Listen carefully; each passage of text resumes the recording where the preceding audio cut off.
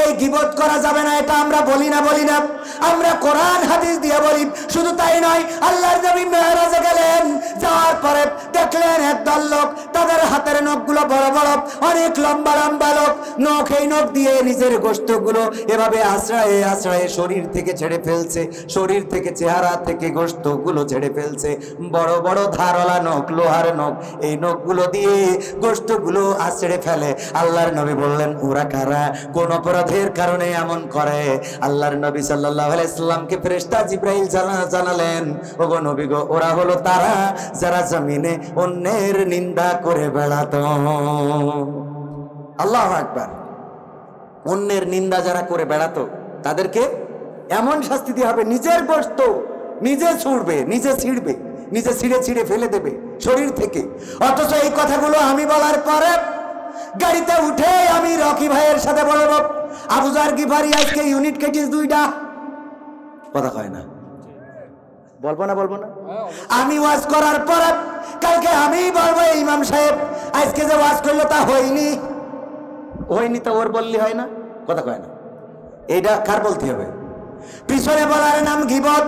আর যদি যা তার দোষ আছে এটা যদি পিছনে বলি সেটা হয় গীবত। আর এই গীবত করার শাস্তি তো বুঝলেন। আল্লাহর নবী বলেন, মৃত ভাইয়ের মাংস যদি না খেতে চাও, গোশত যদি না খেতে চাও, তাহলে পিছনে গীবত করো না। যদি কোনো ত্রুটি থাকে তাহলে একজন মুমিন আর একজন মুমিনের আয়না বলেছেন কি? কয় আল্লাহ। খালি শুধু মনে কয় আল্লাহ কতি পারলে হয়ে গেল না, মানে ওই মনের আবেগে কই ফেলাইছে। রাসূলও যেগুলো বলেছে আল্লাহ থেকে অনুমতি প্রাপ্ত, ঠিক কি না? আল্লাহ রাসূল সাল্লাল্লাহু আলাইহি সাল্লাম বললেন, আল্লাহ রাসূল বললেন, কি বলছিলাম, কোন হাদিস? কোন হাদিসটা বললাম? আয়না। এই একজন মুমিন অপর মুমিনের আয়না। আয়নার সামনে যদি দাঁড়ান, আয়না কি আপনার কপালের মধ্যে যদি কোনো কালো দাগ থাকে, আপনি দাঁড়াইছেন, আয়না কিছুই বলে নাই। যখন আমার রকি যে দাঁড়াইলো তখন বলতেছে যে কবির বিনস আমাদের কপালে দাগ, কথা কয় না। আয়না বলে এই কথা? বলছে কয়, হ্যাঁ বলে না। তাহলে কি করে? বিয়ে করে। যখন আল্লাহর নবীর মুখের বাণী শুনলেন, চেহারাটা দেখলেন, এত সুন্দর চেহারা কি কোন পাগলের হতে পারে? এত সুন্দর বাণী কেউ কি মুখ থেকে, কোন পাগলের মুখ থেকে কি এত সুন্দর বাণী বের হতে পারে? এই কথাগুলো যখন শুনলেন, কালেমা পড়ে মুসলমান হয়ে গেলেন। ওগো আমার ভাইয়েরা, আজকের জামানায়ও এমন আছে, আজহারীর বিরুদ্ধে বলার মতো আল্লাহর বান্দা আছে না নাই? মিজানুর রহমান আজহারী যখন কোরআন হাদিসের কথা বলা ধরলেন, বললেন যে দেখো, সে বিবি খাদিজাকে নিয়ে এমন মন্তব্য করেছে, অমুককে নিয়ে এমন মন্তব্য করেছে। এই কথাগুলো বলার কারণে আজহারী ভাইয়ের পরিচিতি বেড়েছে না কমেছে? আমির হামজা ভাইয়ের বিরুদ্ধে বলার মতো আল্লাহর ওলি আছে না নাই? আল্লামা সাঈদীর বিরুদ্ধে বলার মতো আল্লাহর ওলি আছে না নাই? আল্লাহর ওলিরা আল্লামাদের বিরুদ্ধে কথা বললো, কোরআনের পাখিদের বিরুদ্ধে কথা বললো, আর আল্লাহ রাব্বুল আলামিন সিদ্ধান্ত নিলেন, আল্লাহ রাব্বুল আলামিন তাদের জনপ্রিয়তাটা আকাশচুম্বী করে দিলেন। এখানে এত লোক হওয়ার পিছনে প্রচারটা বেশি হয়েছে। একদল পক্ষে প্রচার করেছে আর একদল বিপক্ষে প্রচার করেছে, আর দুই পক্ষেরই লোক এসে যখন জড়ো হয়েছে তখন যুবকেরা আর বসতে দিতে পারে? কথা কি বোঝা গেছে? এই জন্য পক্ষে যারা বলে তাদের জন্য আমাদের একটা দোয়া, আর বিপক্ষে যারা বলে তাদের জন্য দোয়া 2টা। সুবহানাল্লাহ। পক্ষে যারা বলে তাদের জন্য কয়টা দোয়া? জামাতে ইসলাম নিষিদ্ধ হয়েছিল কয় তারিখে? আর আওয়ামী লীগ দেশ ছেড়ে চলে গেল কয় তারিখে? বোঝা গেছে তো? দোয়া করবেন না কেন? যেই নিষিদ্ধ করলো সেইগুলা নিষিদ্ধ হয়ে গেল। এতদিন ঝুলাই রাখিল, এই জন্য কাজ হয়নি। কথা কি ভুল বললাম? ক্ষমতায় কেউ, বলবো, ক্ষমতায় কেউ স্থায়ী হয় না, হোক না সে হাসিনা কি বারে না, সে আরটা চিরকাল থাকে না। ক্ষমতায় কেউ স্থায়ী হয় না, মুজিবুর বেশি দিন থাকেনি, জিয়াউর কেউ তো রাখেনি।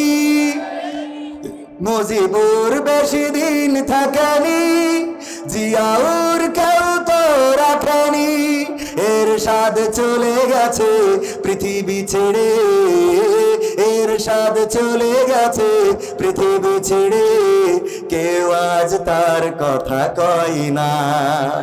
ক্ষমতায় কেউ স্থায়ী হয় না, হাসিনা ক্ষমতা ধরে রাখতে আয়না ঘর বানিয়েছিল, জনগণের রোশন আলো দাদার দেশে পালিয়ে গেল।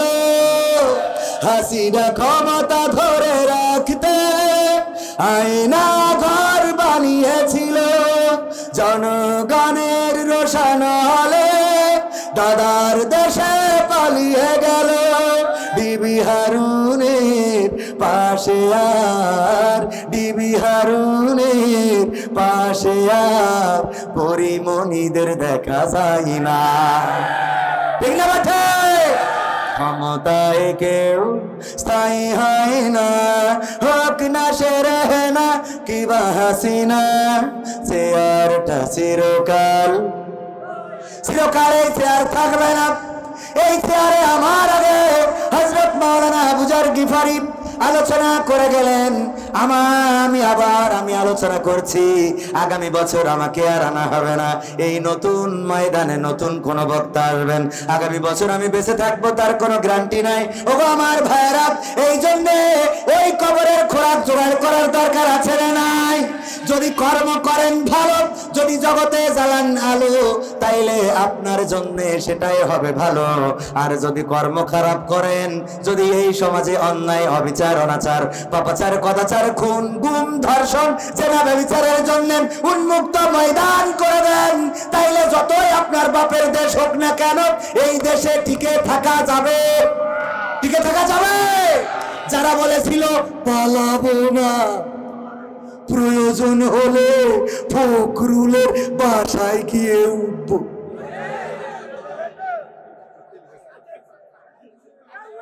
বলেছে না বলে নাই? কোথায় গেল মন্ত্রীরা সব, কোথায় গেল এমপিরা সব, কোথায় কাদের কাকা? তাদের সারা দেশটা এখন লাগে ফাঁকা ফাঁকা। ঠিক না বেঠে? কোথায় গেল মন্ত্রীরা সব, কোথায় গেল এমপিরা সব, কোথায় কাদের কাকা?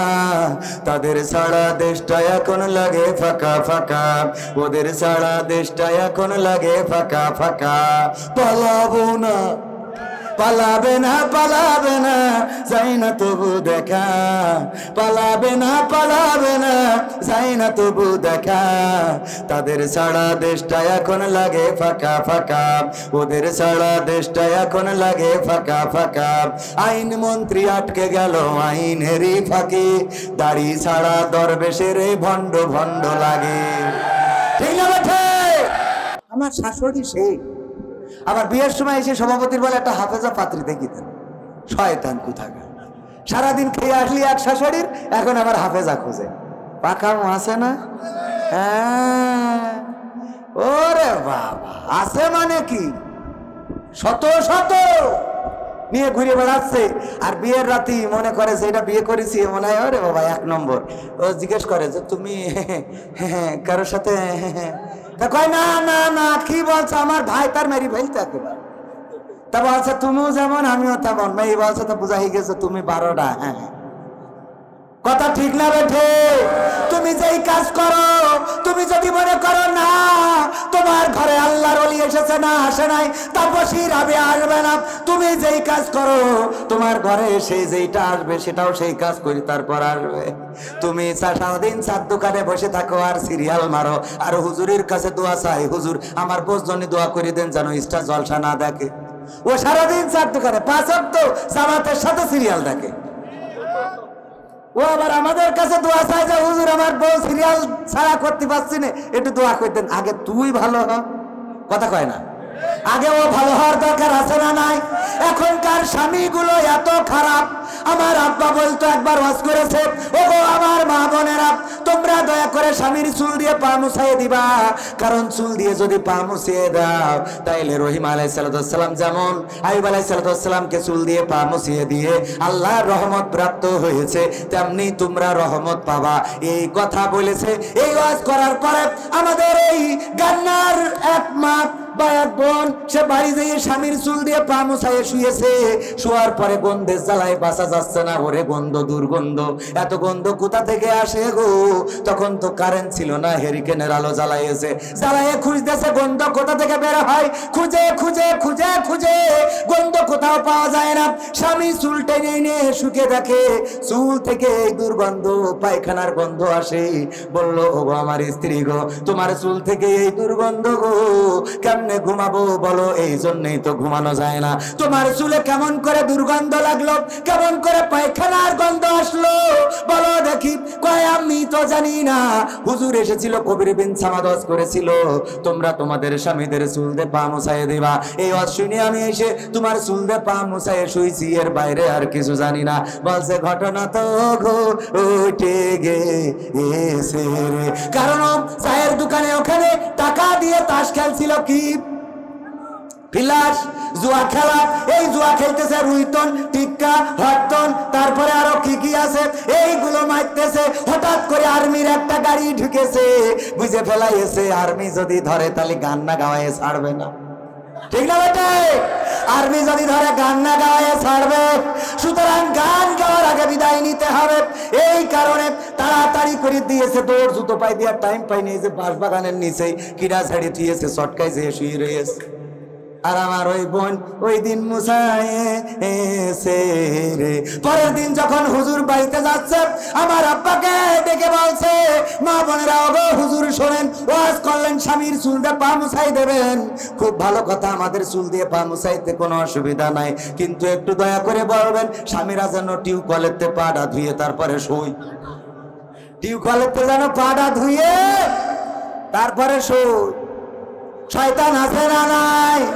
এখনকার সময় কোন মেয়ে যদি বয়ফ্রেন্ড নিয়ে আসে, মা গর্বিত হয়, মা গর্ববোধ করে, ওগো আমার মা, ওগো আমার মা, ওগো আমার মা। এই গর্ববোধ করার কোনো অর্থ হয় না, নিরর্থক। বরং আপনার মেয়েটা আছে, বেগানা পুরুষটা নিয়ে আসলো, এই বেগানা পুরুষের সাথে যদি মেলামেশা করে, অন্যায় করে, অপকর্ম করে, তার সওয়াব আপনি আমল নামায় পাবেন। সওয়াব পাবে? কিভাবে? গুনাহ পাবে না? পাবে না। আর আমার যুবকেরা নিষ্পাপ, এই ছোট ছোট যুবকগুলো, তরুণ কিশোর উঠতি বয়সী, এরা জীবনে প্রেম কি জিনিস বোঝে না, ভালোবাসা কি জিনিস বোঝে না। আর এই মেয়েরা তাদেরকে ফুসলাইয়ে ফাসলাইয়ে নিয়ে যায় পার্কে, নিয়ে যায় গদখালিতে ফুল বাগানে, লাইলাতুল ফেব্রুয়ারিতে 3 পিস চাই, এইগুলো করে করে যুবকদেরকে নষ্ট করেছে। তারপরে যখন এই যুবক বিয়ে করে না, কাউন্সিলে যেয়ে বলে 7 বছর ধরে আমার ধর্ষণ করছে, দেয় মামলা। আমি বলি, ধর্ষণ ও করিস না, তুই করেছিস? কথা কয় না। তুমি 7 বছর ধরে ধর্ষণ করে আমাকে মানা যায়? এটা কি মানা যায়? 7 বছর ধরে কি করে হবে ধর্ষণ? বলি একবার হবে, জোর জোর করে যেটা সমস্যা সেটা তো ধর্ষণ না। কি তুমি 7 বছর ধরে, এই আমার হাফেজিখানার ছাত্ররা উঠে যাচ্ছে, কারণ ওদের যে আবার কোরআন পড়তে হবে, ঠিক কিনা? এই জন্য ওদেরকে একটু যাইতে দিতে হবে। ওরাও এই ছোট ছোট মানুষগুলো, তাদের আবার শেষ রাতে উঠতে হয়। এই জন্য মাহফিল যত শর্টকাটে করা যায় তত ভালো, ঠিক না বে? ঠিক।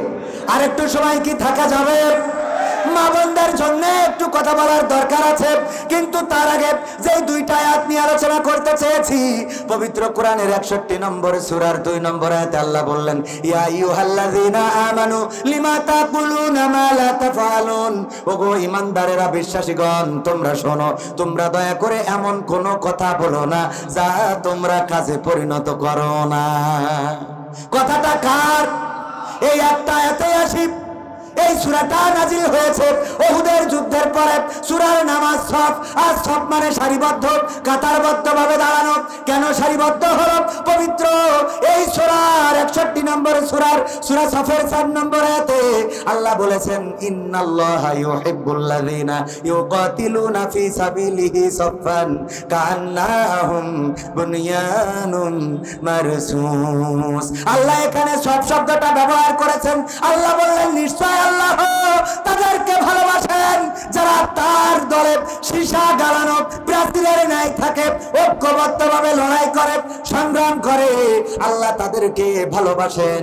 এই জায়গায় সারিবদ্ধভাবে কথাটা এসেছে, এই জন্য সূরাটার নাম দিয়েছে সূরা আজ। সূরা আজ। কষ্ট হচ্ছে আপনাদের? কষ্ট হচ্ছে? কষ্ট হচ্ছে কার কার দেখি? কষ্ট হচ্ছে না কার কার? কষ্ট হচ্ছে না কার কার? সবাই সবাই আচ্ছা বুঝলাম, কিন্তু এই দুই একজনের দেখছি ব্যাটারি চার্জ পড়ে যাচ্ছে। কারণ কি? কারণ কি? কারণটা কি? হ্যাঁ, এখানে সবাই বসতে পারবে না। কারণ যদি আমি বলি আমার সভাপতি উনার বাড়িতে মুরগি পালন করেছে, মুরগি ডিম দিয়েছে 10টা, কয়টা? বাড়ি জামাই এসেছিল 5টা ডিম খাওয়াইছে, বাকি আছে কয়টা? এই 5টা মুরগি যখন তাওয়া লাগা হয়েছে তখন ওনার স্ত্রী বলতেছে এই 5টা ডিম কেন বসাবো, আর 5টা ডিম খুঁজে এনে দাও যেন মুরগির পাছার নিচেই দিই, মুরগি যেন এই ডিমটারেও ফুটায়। আমার সভাপতি গ্রামে খুঁজে খুঁজে তেমন কিছু পায় নাই, 5টা মুরগির ডিম পায় নাই, 5টা হাঁসের ডিম এনেছে। এই হাঁসের ডিম মুরগির পেটের তলে দিলে বাচ্চা ফুটবে না? ফুটবে না? বাচ্চা ফুটেছে।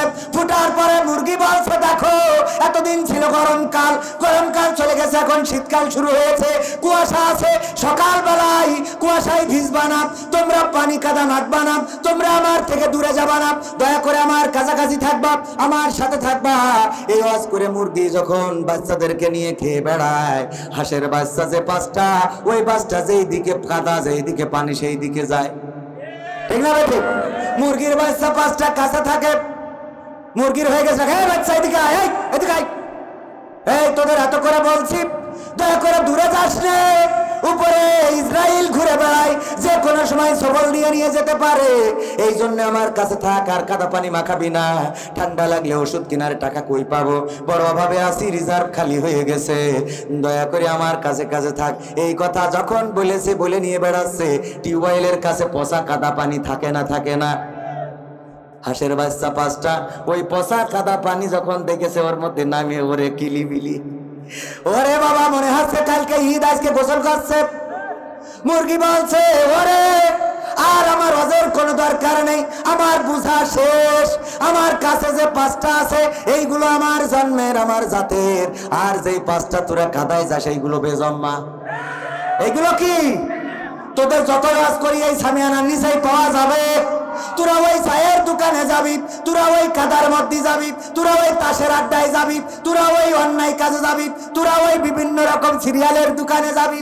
তোদের যত কিছু বলা হোক না কেন এই সারিয়া এই সামিয়ানার নিচেই তোদের রাখতে পারবো না, কারণ তোদের মধ্যে পোকা লেগে গেছে। তোরা আমাদের জাতের না, জাতের না, তোদের বলেও কোনো লাভ হবে। এরকম আল্লাহর বান্দা আছে না নাই? যেই করা যাবে বলবেন ওইগুলো হাঁসের বাচ্চা। হাঁসের বাচ্চা মানে বোঝেন তো, মানে বেজাতের, বুঝা গেছে তো? যেই কটা উঠে চলে যাবে সবগুলো বেজাতের প্রমাণিত হয়ে যাবে। কারণ এখানে আমি কি আমার বাবার গল্প বলেছি, আমার দাদার গল্প বলেছি, পবিত্র কোরআন থেকে এমন আয়াত নিয়েছি যে আয়াতটা আগে দরকার হুজুরদের, তারপরে দরকার সাধারণ মানুষের। আল্লাহ বললেন ইয়া আইয়ুহাল্লাযীনা আমানু লিমা তাকুলুনা মা লা তাফআলুন, ও ঈমানদারেরা এমন কথা বলো না যেই কথা তোমরা আমল করো না। এমন লোক আছে না নাই? বলে যে মাকে খাইতে দাও, মাকে যে কষ্ট দেয় তার মতো মানুষ আর হইতে পারে না। গোপনে গোপনে তার বাড়ি যেয়ে ডাকবেন, ও মাকে নিজেই খাইতে দেয় না, কথা কয় না। খোঁজ নিয়ে দেখবেন সবচেয়ে ভালো কথা বলা মানুষগুলো। আল্লাহর নবী বললেন সাল্লাল্লাহু আলাইহি ওয়াসাল্লাম, গীবত হলো জেনার চেয়ে ভয়ঙ্কর। কিসের চেয়ে? জেনার চেয়ে ভয়ঙ্কর। গীবতটা কি? যদি কারো দোষ ত্রুটি থাকে যেটা তার মধ্যে বিদ্যমান, এই দোষ ত্রুটি যদি তার পিছনে আলোচনা করা হয় সেটাকে গীবত বলে। আল্লাহর নবী সাহাবীদের বললেন, ওগো আমার সাহাবীরা, বলো দেখি তোমরা তোমাদের মৃত ভাইয়ের মাংস খেতে কি পছন্দ করো? বলল না, আল্লাহর কসম আমরা আমাদের মৃত ভাইয়ের মাংস গোশত খেতে পছন্দ করি না। বিশ্ব নবী সাল্লাল্লাহু আলাইহি সাল্লাম বললেন, যদি তাই হয়ে থাকে তাইলে তোমাদের ভাইয়ের কোনো মন্দ, তোমাদের ভাইয়ের কোনো কুকর্ম, তোমাদের ভাইয়ের কোনো অপরাধ তাদের পিছনে আলোচনা করো না। আল্লাহু আকবার। ভাইয়ের কোন যা তার মধ্যে আছে এমন দোষ পিছনে বর্ণনা করার নাম কি? এই গীবত করা যাবে না, এটা আমরা বলি না। আমরা কোরআন হাদিস দিয়ে বলি। শুধু তাই নয়, আল্লাহর নবী মেরাজে গেলেন, যাওয়ার পরে দেখলেন একদল লোক, তাদের হাতের নখগুলো বড় বড়, অনেক লম্বা লম্বা নখ, এই নখ দিয়ে নিজের গোশতগুলো এভাবে আশ্রয়ে আশ্রয়ে শরীর থেকে ছেড়ে ফেলছে, শরীর থেকে চেহারা থেকে গোশতগুলো ছেড়ে ফেলছে। বড় বড় ধারওয়ালা নখ, লোহার নখ, এই নখগুলো দিয়ে গোশতগুলো আশ্রয়ে ফেলে। আল্লাহর নবী বললেন, ওরা কারা? কোন অপরাধের কারণে এমন করে? আল্লাহর নবী সাল্লাল্লাহু আলাইহি সাল্লামকে ফেরেশতা জিবরাইল জানালেন, ওগো নবী গো, ওরা হলো তারা যারা জমিনে অন্যের নিন্দা করে বেড়াতো। আল্লাহু আকবার। অন্যের নিন্দা যারা করে বেড়াতো তাদেরকে এমন শাস্তি দেওয়া হবে, নিজের গোশত নিজে ছুঁড়বে, নিজে ছিঁড়বে, নিজে ছিঁড়ে ফেলে দেবে শরীর থেকে। অথচ এই কথাগুলো আমি বলার পরে গাড়িতে উঠে আমি রকি ভাইয়ের সাথে বলবো, আবু যার গিফারি আজকে ইউনিট কেটিস 2টা। কথা কয় না, বলবো না। আমি ওয়াজ করার পরে কালকে আমি বলবো, ইমাম সাহেব আজকে যে ওয়াজ করলো তা হয়নি তা ওর বললি হয় না। কথা কয় না। এইটা কার বলতে হবে? পিছনে বলার নাম গীবত। আর যদি যা তার দোষ আছে এটা যদি পিছনে বলি সেটা হয় গীবত। আর এই গীবত করার শাস্তি তো বুঝলেন। আল্লাহর নবী বলেন, মৃত ভাইয়ের মাংস যদি না খেতে চাও, গোশত যদি না খেতে চাও, তাহলে পিছনে গীবত করো না। যদি কোনো ত্রুটি থাকে তাহলে একজন মুমিন আর একজন মুমিনের আয়না বলেছেন কি? কয় আল্লাহ। খালি শুধু মনে কয় আল্লাহ কতি পারলে হয়ে গেল না, মানে ওই মনের আবেগে কই ফেলাইছে। রাসূলও যেগুলো বলেছে আল্লাহ থেকে অনুমতি প্রাপ্ত, ঠিক কি না? আল্লাহ রাসূল সাল্লাল্লাহু আলাইহি সাল্লাম বললেন, আল্লাহ রাসূল বললেন, কি বলছিলাম? কোন হাদিস? কোন হাদিসটা বললাম? আয়না। এই একজন মুমিন অপর মুমিনের আয়না। আয়নার সামনে যদি দাঁড়ান, আয়না কি আপনার কপালের মধ্যে যদি কোনো কালো দাগ থাকে, আপনি দাঁড়াইছেন, আয়না কিছুই বলে নাই। যখন আমার রকি যে দাঁড়াইলো তখন বলতেছে যে কবির বিনস আমাদের কপালে দাগ। কথা কয় না। আয়না বলে এই কথা? বলছে কয়? হ্যাঁ বলে না। তাহলে কি করে? বিয়ে করে। সভাপতির নেটওয়ার্ক চলে যাচ্ছে। এখনো গান শোনানোর দরকার আছে না নাই? এখনো তো মেন গান বাকি। গণতন্ত্র চিনি নাই আমি, জানি না গণতন্ত্র, গণতন্ত্র দেখিনি আমি, শুনেছি গণতন্ত্র। শোনাবো গান তো 101টা গানের মধ্যে। কোরআনের সাথে যারা করবে দ্বন্দ্ব তাদের সাথে কবু হবে না আপোষ। হবে? কোরআনের সাথে যারা করবে দ্বন্দ্ব তাদের সাথে কবু হবে না আপোষ। কোরআনের সাথে যারা করবে দ্বন্দ্ব তাদের সাথে কবু হবে না আপোষ। জেল জুলুম হলেও হবে, জেল জুলুম হলেও হবে, বিবেকের কাছে তবু হব নির্দোষ। আমার রবের কাছে রব নির্দোষ, মহান প্রভুর কাছে রব নির্দোষ। কোরআনের সাথে যারা করবে দ্বন্দ্ব তাদের সাথে কবু হবে না। কোরআনের কথা যারা বলে যায় আজ তাদের দমাতে কত ফন্দি, কাউকে ধরে নিয়ে দিয়েছে ফাঁসি, কাউকে রেখেছিল বন্দি। কোরআনের কথা যারা বলে যায় আজ তাদের দমাতে কত ফন্দি, কাউকে ধরে নিয়ে দিয়েছে ফাঁসি, কাউকে রেখেছিল বন্দি। হক কথা বললেই জ্বলে যায় গা, কোরআনের কথা সইতে পারে না। হক কথা বললেই জ্বলে যায় গা, কোরআনের কথা সইতে পারে না। জানি না তাদের আমাদের পরে কেন এত আক্রোশ। আছে না নাই? জেল জুলুম হলেও হবে, জেল জুলুম হলেও হবে, বিবেকের কাছে তবু হব নির্দোষ। আমার রবের কাছে রব নির্দোষ, মহান প্রভুর কাছে রব নির্দোষ। কোরআনের সাথে যারা করবে দ্বন্দ্ব তাদের সাথে কবু হবে না। কোরআনের কথা আজ বলতে গেলে আসছে বাধা কত ভাবে, কোরআন প্রেমিকেরা হাতে রেখে হাত সামনে এগিয়ে যাবে।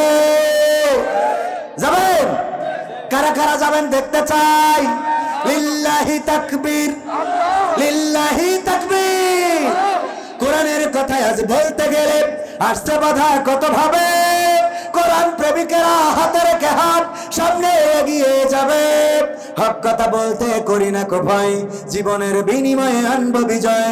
হক কথা বলতে করি না কো ভয়, জীবনের বিনিময়ে আনবো বিজয়। বুকে আছে শক্তি, অন্তরে আছে সাহস। আছে সাহস আছে? আছে মানে কি? আপনাদের এলাকার হোগল বগল মিথুল ছিল না? আপনাদের এলাকায় বাড়ি চুয়াডাঙ্গায় মনে হয়, কোটচাঁদপুর, এই তো পাশেই। ওরা একটা কৌতুক করেছিল, এটা আমাদের জন্য খুব দরকার। স্যার বলতেছে এই ক্লাসে সবচেয়ে সাহসী ঘটনা কার জীবনে ঘটেছে একজন বলো। ফজা বলছে স্যার আমার জীবনে। বলছে কি ঘটনা? বলছে আমি একবার সুন্দরবনে গেলাম। কোথায় গেল? যে দেখি রয়্যাল বেঙ্গল টাইগার শোয়া। তারপর আমি আস্তে আস্তে আস্তে আস্তে গেলাম, পিছন থেকে গ্যাসাত করে ল্যাস কেটে নিয়ে চলে আসছি। স্যার বলছে সুন্দরবনে গেলে বাবার ব্লাস কেটে নিলে এটা তোমার সাহসী ঘটনা। কয় স্যার কি মনে করেন? সুন্দরবনে যে রয়্যাল বেঙ্গল টাইগার সে শুয়ে রয়েছে, তার লেজ কাটা, এটা তো চারটেখানি কথা নয়। আপনি কি কোনোদিন গিয়েছেন, কেটেছেন নাকি? স্যার বলছে না তা তো করিনি, তবে তোমার কাছে জানতে চাই যে তুমি মাথা বাদ দিয়ে লেজটা কেন কাটলে? বলছে মাথা এক সপ্তাহ আগে কিটা কেটে নিয়ে গেছে। মাথা তাইও আস্তে আস্তে গেছে। আর যদি মাথা থাকতো বাড়িতে আসলে স্ত্রী বলতো তোমার লুঙ্গি কই? ঠিক না বেটে? এরকম সাহস নাকি আমাদের? নাকি সাহস আছে? আছে মানে কি? বউয়ের সাথে একটু কেমন করে কথা বলতে হয়, কেমন করে বউকে শাসনে রাখতে হয় তাও পারে না। আমাদের কাছে এসে বলে হুজুর দোয়া করে দেন বউ যেন নামাজি হয়ে যায়, বউ যেন রোজাদার হয়ে যায়, বউ যেন সিরিয়াল ছেড়ে দেয়, অথচ নিজে নামাজ পড়ে না, রোজা রাখে না। একবার একজন মহিলা সে তার স্বামীকে বলল হুজুরকে দাওয়াত করে আনবা খাওয়াবো, হুজুরের একটু দাওয়াত করে আনবা খাওয়াবো। আমার হুজুরের ইমাম সাহেব ছিল এখানে, ইমাম সাহেবের দাওয়াত দিয়েছে। বলছে ভাই আপনি কি নামাজ পড়েন নাকি? কয় না। কয় আমি বেনামাজির হাতের খাইনি, কারণ আমার ইবাদত নষ্ট হয়ে যাবে। বাড়িতে এসে বলছে দেখো হুজুর বেনামাজির বাড়ি খাই না, আমি তো নামাজ পড়ি না। স্ত্রী বলছে শোনো তুমি যদি হুজুরের দাওয়াত করে না আনো, আমি ওই যে মোরগদারে রেখে দিয়েছি হুজুরের নামে, যে হুজুরের দাওয়াত করে খাওয়াবো, এইটা মানো, এইটা যদি না খাওয়াইতে পারো তাইলে তোমার সংসার আমি করব না। বলছে ঠিক আছে, আমি শুনেছি হুজুরদের মুখী যে মিথ্যে কথা বউকে খুশি করার জন্য মিথ্যে কথা বলা যায়, হাদিসি আছে। কোন হাদিসি? হাদিসি আমপারা। এরকম আছে না নাই? যুবকদের জিজ্ঞাসা করবেন নামাজ পড়ো কিনা?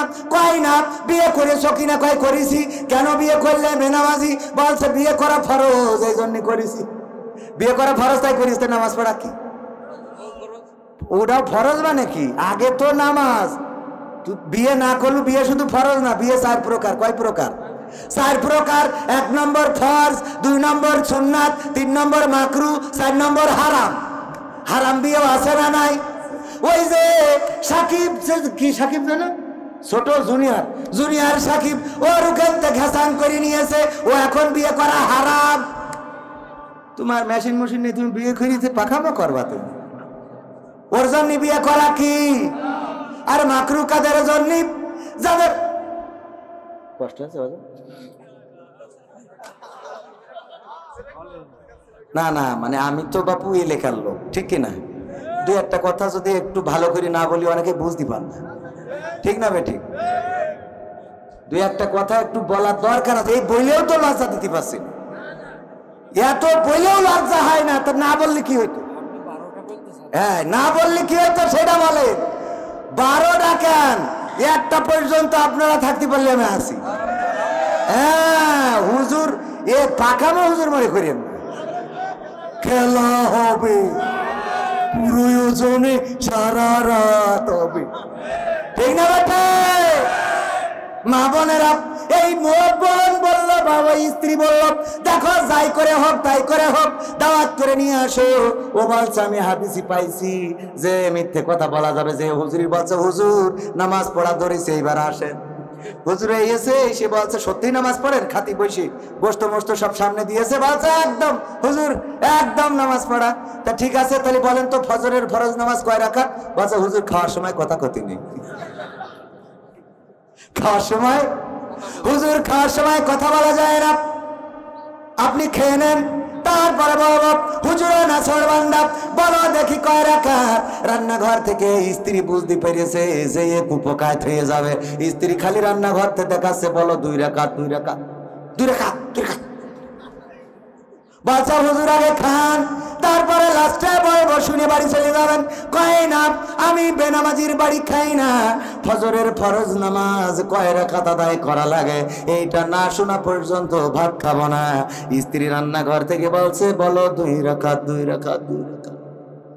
ও বলছে হুজুর বলাই কি লাগবে? বলছে অবশ্যই বলতে হবে। আবার স্ত্রী বলছে 2 রাকাত। বলছে হুজুর ফজরের ফরজ নামাজ 4 রাকাত।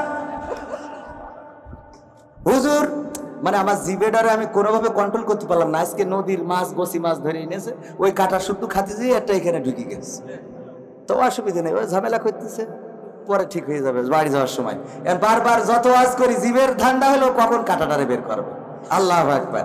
আল্লাহ কত সুন্দর করে আমাদের এইভাবে সৃষ্টি করে রেখেছে। দাঁতের মধ্যে যদি গোশত বাঁধে জিবে লড়াই করবে, সংগ্রাম করবে, মরিয়ে যাবে, আহতই হাসপাতালে যাবে, কিন্তু না ছাড়ানো পর্যন্ত থামবে না। ঠিক না ঠিক? এইটা এই সিস্টেমটা করে রেখেছেন কে? কত সুন্দর করে আমি মাঝে মাঝে সৃষ্টি দেখে অবাক হয়ে যাই। ইঁদুর বাড়িতে আসে না নাই? এই ইঁদুর যদি হয় কত রকম ওষুধ কিনলেন। আমাদের একজন ওষুধ বিক্রি করতো, এই যে ওষুধ কিনবেন ইঁদুর আপনার ঘরে ইঁদুর নারকেল গাছে ইঁদুর, তাল গাছে, বেল গাছে, যেখানে যায় ইঁদুর, যেখানে খাবে সেখানে পড়ে থাকবে। এই ওষুধগুলো কিনবেন, কেনার পরে একটু দাঁড়াবেন, লাস্ট কথা বলে দেবো তারপরে শুনে বাড়ি যাবেন, এই বলে ওষুধগুলো বিক্রি করতো। 5 টাকা 5 টাকা 5 টাকা সবাই কিনতো। কেনার পরে এবার বলতো ভাইরা আমার এই ওষুধে যদি ইঁদুর না মরে তাইলে 12 মেরে ফেলবেন। তাহলে কিরাম লাগে কোন তো সহ্য না করে পারা যায়? তাহলে সময়ও গেল, ওষুধে গেল, টাকাও গেল, বলছে পারবে। ও যখন বলতো ভাই যদি 12 মারা লাগে তাহলে ওষুধটা কিনলাম কেন? কয় ভাই আমার বউ বাচ্চা আছে, সংসার আছে, এটা বেঁচে খায়, খাইলে হয়তো মরবে, যদি একান্ত না মরে তাইলে তার 12 মারা ছাড়া আর কোনো রাস্তা, আর তো কোনো রাস্তা নাই। এই জাতীয় কথা বলে ওষুধ বিক্রি করতো। এই ইঁদুর দেখেন বাড়িতে যদি হয় ওষুধ কিনা লাগবে না, খালি একটা বিড়াল যদি বাড়ি থাকে সেই বাড়িতে ইঁদুর পাওয়া যায় না? যায় না, ইঁদুর গুলো পাওয়া যায় না। ভাইরা আমার আমি মাঝে মাঝে চিন্তা করি আহারে বিড়াল, আমার বাড়ির বিড়াল গুলো বিড়াই আমি পার্সিয়া বিড়াল পুষেছি, আমার রকি যায় খাবার কেনে প্রতি মাসে, ওদের পিছনে 3000 টাকার খাবার লাগে। এখন 3টা আগে ছিল 2টা, ওরা আবার একটা বেবি দিয়ে 3টা হয়েছে পার্সিয়া বিড়াল। ওরা করে কি যত ইঁদুর, এখন তো আর ইঁদুরই নেই, সুসা যদি একটু বের হয় ওইটারে ধরে মেরে ঘরে এনে দেখায় যে দেখ আমি খাই না, শুধু কিছু করিও, মানে শুধু খাই নে কিছু করি। ইঁদুর এনে ঘরে আমার খাটের কাছে ছিল যে দেখো মনে করছে শুধু খাচ্ছি না, আমি চিন্তা করি আহারে এই ইঁদুর বিড়ালের তো কোনো জমি ফাঁকি দেয়নি, জমি ফাঁকি দিয়েছে, ওর ভিটে লিখে নিয়েছে নাকি ইঁদুর ওর বিড়ালের বোর সাথে প্রক্রিয়া করিয়েছে? তাহলে ওর পরে এত রাগ কেন? কি এর ক্ষতি? বিড়ালের ইঁদুর বিড়ালের কোনদিন ক্ষতি করিয়েছে? ইঁদুরের রাস্তা আলাদা, খাবার আলাদা, ও তো খালি বই পড়ে ইঁদুরি, আর বিড়াল মাছ খায়। ইঁদুরে কি করে? এ বই পড়ে, পড়িয়ে যখন লেখার মুখস্থ হয়ে যায় তখন খেয়ে দিয়ে দেয়। এই হলো বিড়াল, এই হলো ইঁদুর। এই ইঁদুরের সাথে বিড়ালের রাগটা কিসের? এই রাগটা বানিয়ে দিয়েছেন কে? আল্লাহ বলল যখন তোমরা অতিষ্ঠ হয়ে যাবা তখন তোমরা একটা বিড়াল পালন করবা। এই বিড়ালের শুধুমাত্র কাটাকুটি খাওয়াইলেই তোমার গাবে আর ইঁদুরগুলো ধরে ধরে তোমার ওই লেপগুলো, কম্বলগুলো, দামি দামি বিদেশ থেকে আনা কম্বল, ওইগুলো যেন ইঁদুর না কাটতে পারে, তার জন্য আমি ইঁদুরের সাথে বিড়ালের শত্রুতা পয়দা করে দিয়েছি। কুকুরের সাথে শিয়ালের রাগটা কিসের? শিয়াল খাটাস যদি বের হয় কুত্তা তারে তাড়াবে তো তাড়াবে, যদি পারে ধরে মেরি ফেলবে, ঠিক না বেটে? এই কুকুরের সাথে শত্রুতা কেন? কারণ আল্লাহ বলল, ওগো মানুষ, এই শিয়ালের খাবার হলো মুরগি, এই শিয়ালের খাটাসের খাবার হলো কবুতর, যেইগুলো তোমরা পালন করো। আমি তোমরা রাত্রে আরামে ঘুমাবা, তোমাদের রাতের ঘুমটা যেন নষ্ট না হয়, তোমাদের বিবিদের পোষা মুরগিগুলো যেন শিয়ালে না খেয়ে যায়, তোমাদের বিবিদের পোষা কবুতর গুলো যেন খাটাসে না নিয়ে যায়, তার জন্য আমি কুকুরের সাথে শিয়ালের শত্রুতা করে দিলাম, যে তুমি আরামে ঘুমাবা আর কুকুর শিয়ালটারে তাড়িয়ে বেড়াবে। বলেন সুবহানাল্লাহ। এরপরেও যারা আল্লাহরে চেনে না, তাদেরকে আর কি করে চিনাবো? কালকে না আজকে মনে হয় বললাম যে একটা তাল গাছের দিকে তাকান, সেই তাল গাছটা কাটার পরে ছোটবেলায় রস আছে না নাই? এই রসটারে জ্বালাইলে গুড় হয় না? হয় না?